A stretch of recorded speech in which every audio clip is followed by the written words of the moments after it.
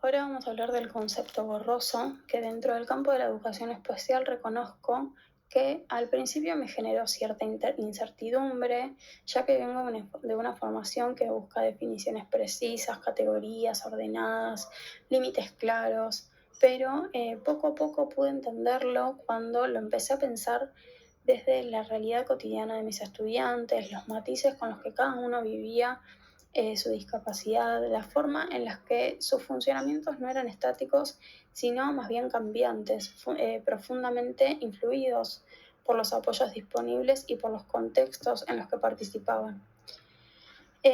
Ahí fue donde el concepto dejó de ser teórico para tornarse profundamente práctico, ya que me hizo ver la realidad con la que trabajo todos los días. Es en sí misma borrosa. Y cuando lo pienso hoy como docente me doy cuenta de que esa borrosidad es justamente lo que vuelve más humana y respetuosa nuestra intervención. Entendí que no existen límites nítidos entre lo que un estudiante puede o no puede, ni entre lo que pertenece o no a un diagnóstico. Comprendí que la gradualidad es parte de la vida, que las habilidades se expresan con distintos grados según las situaciones, los vínculos, las oportunidades, el estado emocional o incluso hasta la hora del día. Y pienso también que al asumir que los conceptos no son dicotómicos, yo misma como profesional me vuelvo más flexible y más analítica. ¿Por qué? Porque empiezo a dejar de lado la necesidad de clasificar para empezar a comprender. Ese concepto interviene directamente en mi práctica porque me obliga a mirar la discapacidad como un fenómeno situado, relacional, ecológico.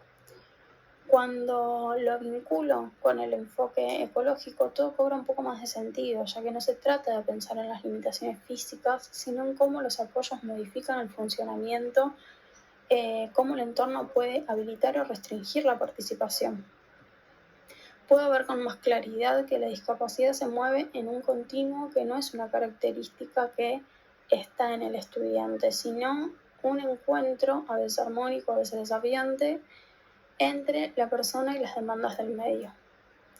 Y en este marco, el concepto borroso también se enlaza mucho con el MOCA y con la autodeterminación, porque me recuerda que la percepción subjetiva del estudiante sobre su propia calidad de vida es tan válida y tan importante como cualquier dato objetivo. Me invita a dejar espacio para la voz del estudiante, para sus elecciones, sus preferencias, sus tiempos, incluso para sus contradicciones que también forman parte de su identidad.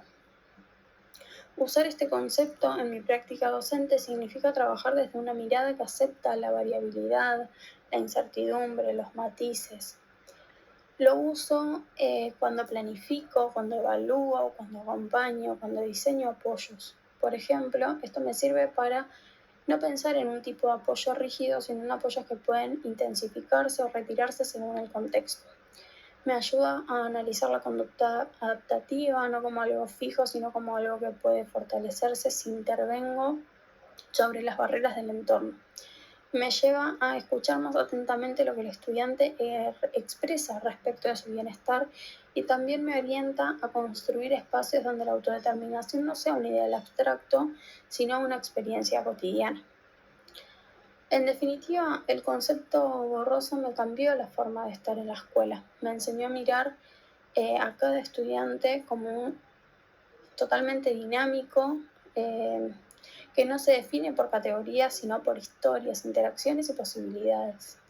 También me permitió entender que la práctica docente no trata de ajustar al estudiante al concepto, sino de ajustar el concepto a la vida real del estudiante. Y ese desplazamiento, aunque parezca sutil, es profundamente transformador.